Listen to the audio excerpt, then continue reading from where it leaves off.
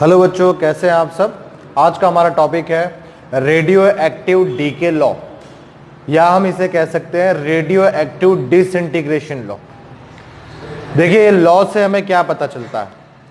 तो सबसे पहली बात, इस लॉ के इक्वेशन से हमें पता चलता है number of nuclei which are active and left to disintegrate. मतलब जो न्यूक्लियस अंदर सैंपल में रह गए हैं और जो डिसइंटीग्रेट होने से बच गए हैं, right, which are number of nuclei which are present inside a sample after a time t, clear, which remain undecayed, clear.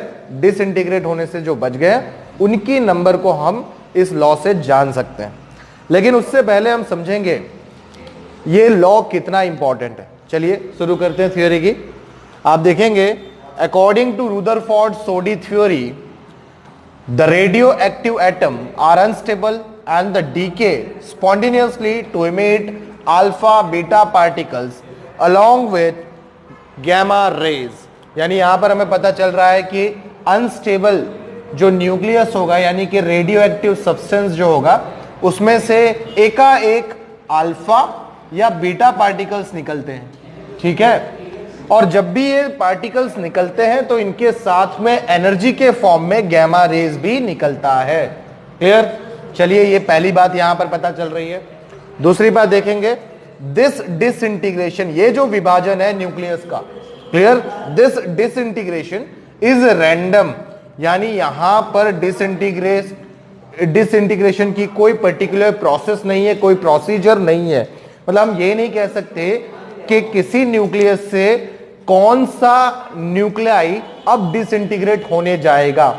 यानी we can't able to say that which nucleus is going to disintegrate next, ये हम नहीं बता सकते। ये पूरी बात matter of randomness है या मैटर ऑफ चांस आप कह सकते हैं, मैटर ऑफ चांस है।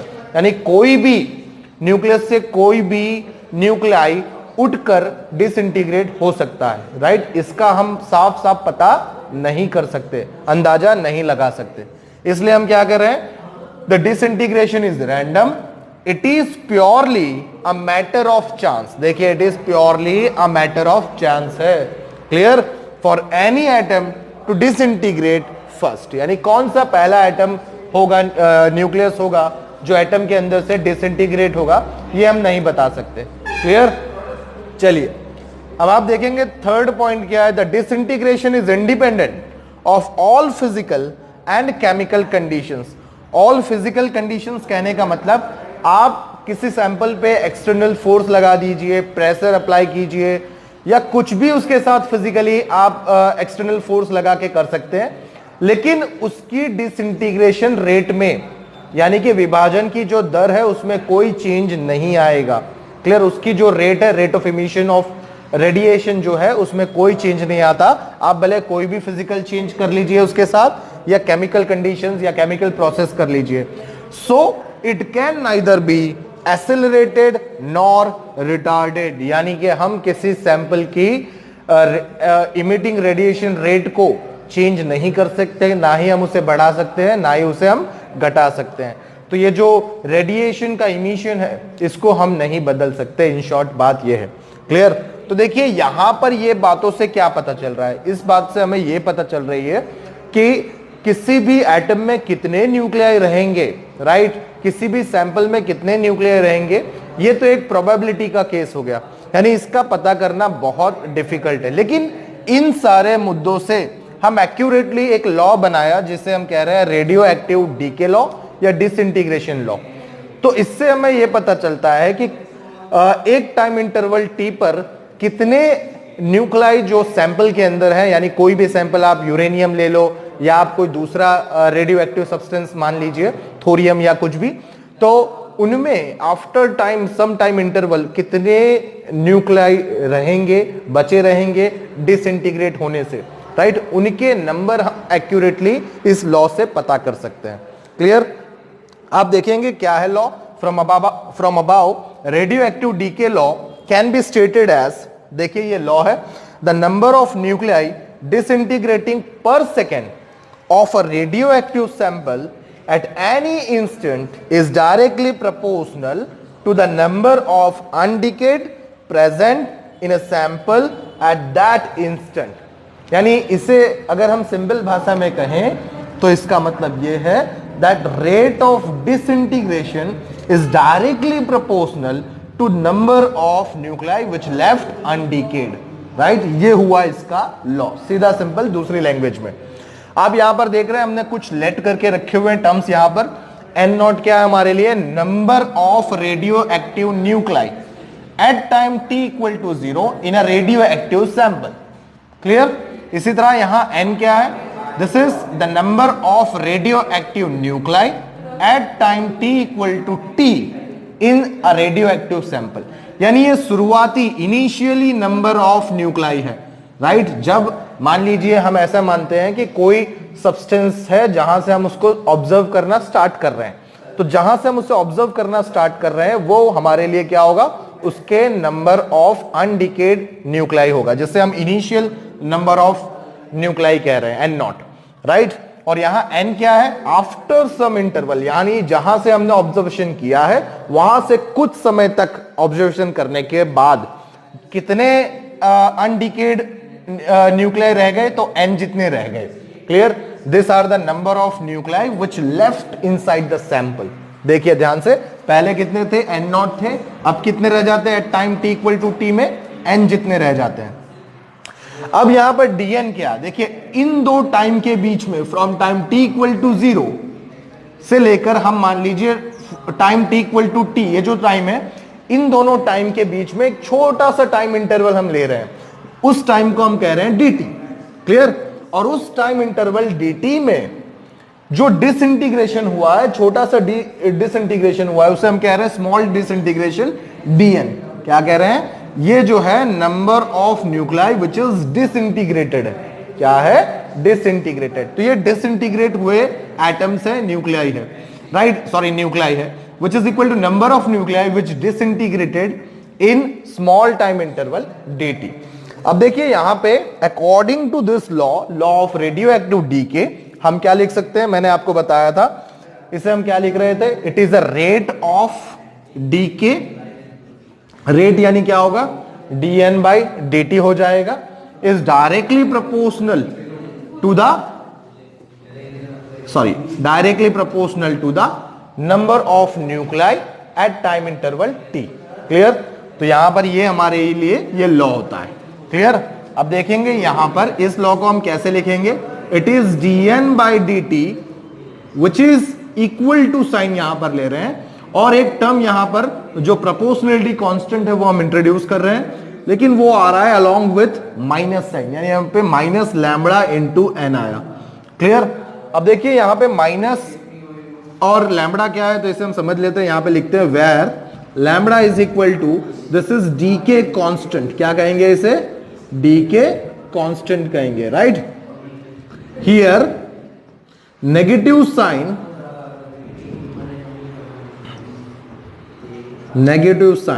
indicate decrease in number of nuclei with increase in time, यानी जैसे समय बढ़ता है तो समय के साथ क्या होता है, रेडियो एक्टिव सैंपल के न्यूक्लाई जो है वो घटते हैं। तो यहां पर जो decrease in number of nuclei है विद इंक्रीज इन टाइम, इसलिए हमने यहां पर माइनस साइन रखा हुआ है। क्लियर। तो आपको अंदाजा आ गया होगा क्यों यहां पर माइनस साइन आई है। क्लियर। चलिए अब इस टर्म को हम कैसे लिखेंगे, देखिए यहां पर थोड़ा इसे रीअरेंज करेंगे, तो यहां पर ये टर्म मुझे कैसे दिखेगी, dn by this is n is equal to minus of lambda into dt हो जाएगा, क्लियर। अब चलिए मुझे एंटायर प्रोसेस में कितना डिसइंटीग्रेट हुआ है उसे फाइंड करना है, तो इसके लिए मुझे क्या करना पड़ेगा, दोनों तरफ इंटीग्रेशन लगाना पड़ेगा। तो इस टर्म पर इंटीग्रेशन लगाएंगे तो ये यहां पर क्या होगा, integration of dn by n is equal to minus of lambda integration of dt हो जाएगा। यहां पर जो लैम्बडा टर्म है वो कांस्टेंट है, इस वजह से उसे हमने इंटीग्रेशन से बाहर निकाल दिया है। क्लियर। चलिए अब यहां पर थोड़ी जगह बना लेते हैं हम, इसके लिए? चलिए ओके, अब आप देखेंगे इंटीग्रेशन में क्या होगा। एक फॉर्मूला जो हमें पता है वो ये है, इंटीग्रेशन ऑफ 1 अपॉन n जो है या x होता है, यहां पर आप देखेंगे that is integration of 1 by x is log of x, right, natural base e to x, right, ये होता है। तो यहां पर हम इसे क्या लिखेंगे, integration of dn by n है, तो यहां पर हम इसे सिंपली क्या लिखेंगे, देखिए इस टर्म को हम क्या लिख रहे हैं, it is log of with base e n, right, is equal to minus lambda t plus c हो जाएगा। क्लियर? देखिए ये टर्म आएगा हमारे पास। अब यहां पर c क्या है, तो ये c जो है हमारे लिए आर्बिट्री कांस्टेंट है, राइट, जो इंटीग्रेशन में हम साथ में लिखते ही हैं। मैथ्स वाले बच्चों को ये पता होगा, अगर बायो वालों बच्चों को नहीं पता है तो वो यहां पर समझ लीजिए, जब भी हम इंटीग्रेशन लेते हैं तो इंटीग्रेटिंग टर्म के साथ एक आर्बिट्री कांस्टेंट लगाते हैं c करके, ठीक है। अब देखिए यहां पर क्या करेंगे, इस c की वैल्यू को हम फाइंड करने के लिए कोशिश करेंगे। तो उसके लिए देखिए यहां पर हम कंडीशन दे सकते हैं, एक कंडीशन यहां पर लिख रहे हैं, देखिए for time t equal to 0, जब टाइम t इक्वल टू 0 होगा तो number of nuclei inside a sample कितना होगा। देखिए जब टाइम t इक्वल टू 0 था तो नंबर ऑफ न्यूक्लियाई कितना होता है, it is initial number of nuclei, यानी n इक्वल टू क्या हो जाएगा, n नॉट हो जाएगा। अब अगर इस वैल्यू को यहां पर सब्स्टिट्यूट करेंगे, देखिए टाइम यहां पर 0 है, मतलब ये पूरी टर्म 0 हो जाएगी हमारे लिए, यानी n की जगह अब हम n नॉट लिखेंगे, तो ये टर्म हमारे लिए क्या बचेगी, log with base e n naught is equal to c। समझ में आया? अब देखिए इसे मान लीजिए ये इक्वेशन हमारे लिए 1 है, आप देख सकते हैं हमने c की वैल्यू यहां पर फाइंड कर ली है। अब हम c की वैल्यू को यहां पर सब्स्टिट्यूट कर सकते हैं, चलिए उसके लिए यहां पर जगह बना लेते हैं। चलिए c की वैल्यू यहां पर हम सब्स्टिट्यूट करेंगे, आप देखेंगे यहां पर putting value of c in equation 1, right, क्या होगा, c की वैल्यू इक्वेशन 1 में रखेंगे, so this will be log with base e n is equal to minus lambda t plus log with base e n naught हो जाएगा। Clear? चलिए अब आप यहां पर देखेंगे, अगर इस टर्म को मैं यहां पर ले लूं तो क्या होगा, this will be log with base e n minus log with base e n naught is equal to minus lambda into t होता है। अभी एक बात हमें यहां पर पता है, that is log of a minus log of b is equal to हम क्या लिखते हैं, it is log of a by b लिखेंगे। क्लियर? तो देखिए अगर इस टर्म को यहां पर इस्तेमाल करें तो क्या हम लिख सकते हैं, log with base e common हो जाएगा हमारे लिए, this will be n by n naught which is equal to minus lambda into t हो जाएगा। क्लियर? देखिए ये टर्म यहां पर बन गई है, राइट, इसे हम इक्वेशन 2 नाम दे देते हैं, ये हमारे लिए इक्वेशन 2 है।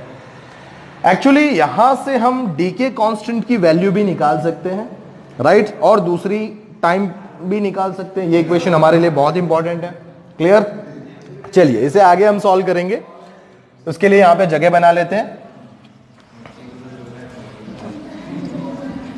चलिए अब आप देखेंगे इस टर्म में से अगर हम log निकालें तो ये इस यहां पर जो टर्म है हमारे पास RHS में, वो क्या हो जाएगी, RHS वाली टर्म एक्सपोनेंशियल टर्म में चली जाएगी।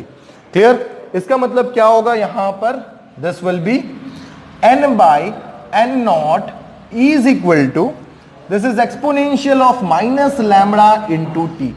देखिए मैंने आपको बताया है यहां पर अगर इस टर्म में से अगर हम log निकालेंगे तो क्या होगा, log निकालने पर RHS की टर्म जो है हमारे पास वो एक्सपोनेंशियल में चली जाएगी। तो देखिए यहां पर ये जो फॉर्म मुझे मिल रहा है, this will be n equal to n not e raise to minus lambda into t. Clear? This is the equation which indicates the number of nuclei which left undecayed after time t, और number of nuclei which left inside a sample after time t। Clear? तो यहां पर ये बात लिख देते हैं हम यहां पर, देखिए this equation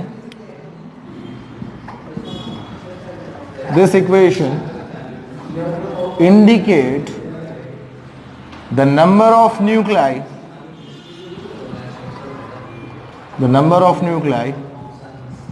which remain undecayed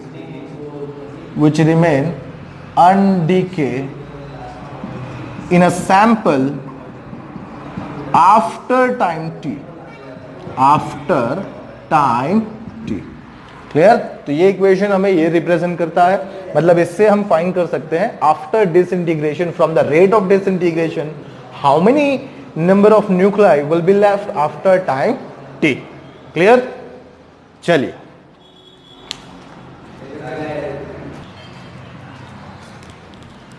चलिए तो अब हम देखेंगे ग्राफ, राइट? देखिए ग्राफ किसके बीच में है? Number of nuclei which remain undecayed, right? जो डिसइंटीग्रेट होने से बच गए हैं, राइट? उन न्यूक्लियाई वर्सेस टाइम, राइट? तो number of nuclei which remain disintegrate और रिमेन अनडिकेड वर्सेस टाइम, तो इनके बीच में हमने ग्राफ बनाया है। आप यहां पर ग्राफ को देखकर समझ सकते हैं, राइट? आप यहां पर ग्राफ देखेंगे, जो है अनडिकेड नंबर है न्यूक्लियाई है वो y एक्सिस में है, और टाइम यहां पर हमारे पास ये है। अब देखिए यहां पर हमने हाफ लाइफ का टाइम पीरियड लिया है, फिर सेकेंड हाफ हमारे पास टाइम पीरियड है, third half, fourth half and fifth half ऐसे टाइम पीरियड है।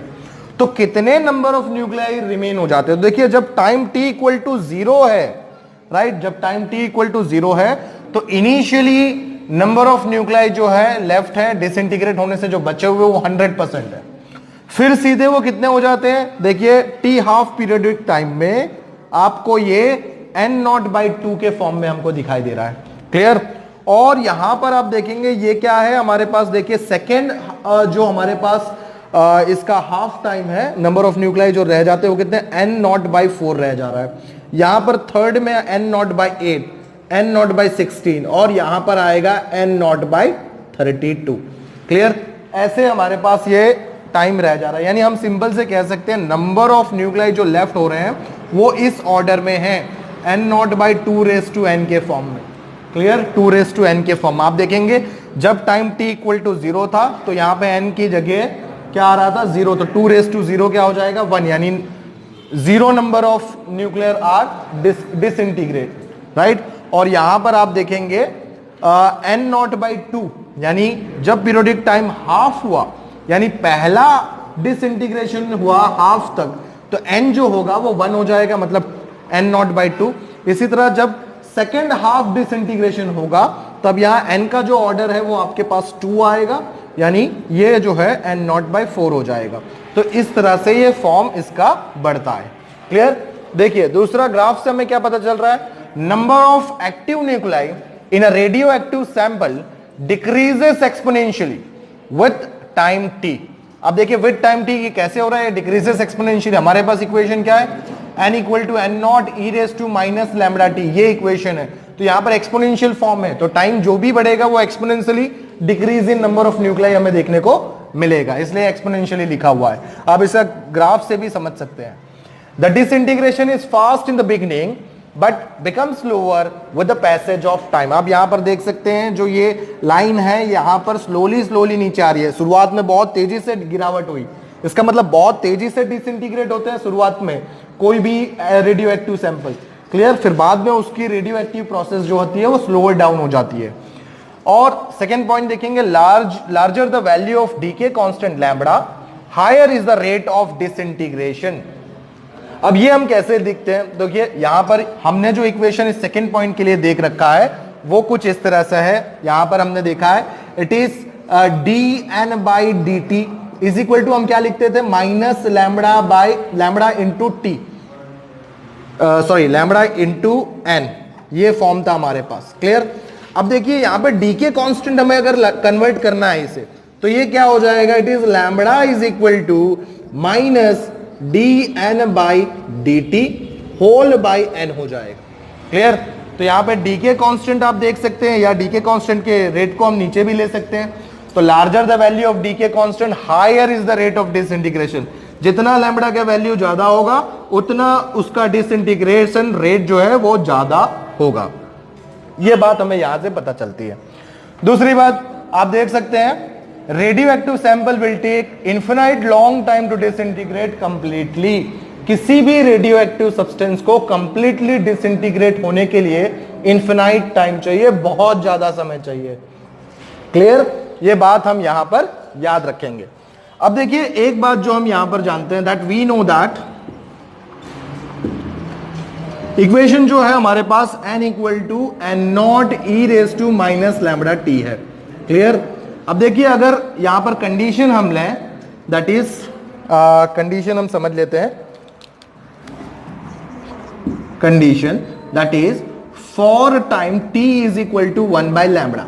राइट? टाइम क्या हमारे पास, t is equal to 1 by lambda अगर हम ले रहे हैं तो क्या होगा यहां पर, n is equal to n not e raise to minus lambda into 1 by lambda हो जाएगा। क्या हो रहा है देखिए, लैम्बडा लैम्बडा कैंसिल हो गया।